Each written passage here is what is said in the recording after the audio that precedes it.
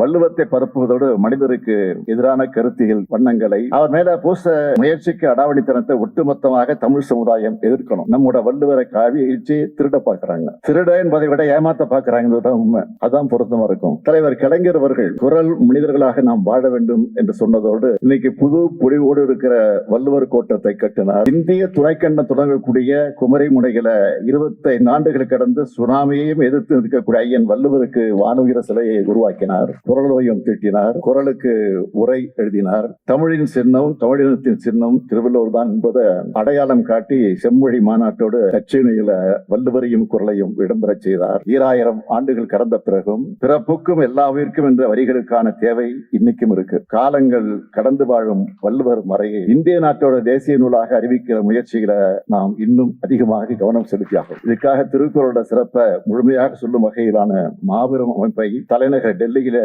நாம் உருவாக்கி ஆகணும். திருவள்ளுவருக்கும் திருக்குறளுக்கும் அவருக்கு ஒவ்வாத சாயத்தை பூசி மறைப்பதற்கு முயற்சிகள் நடக்கிற இந்த காலகட்டத்தில் தன்னுடைய உரைவாளை எடுத்து உடைவாளா வீசி இருக்கிறார் கவிப்பேரரசு அவர்கள்.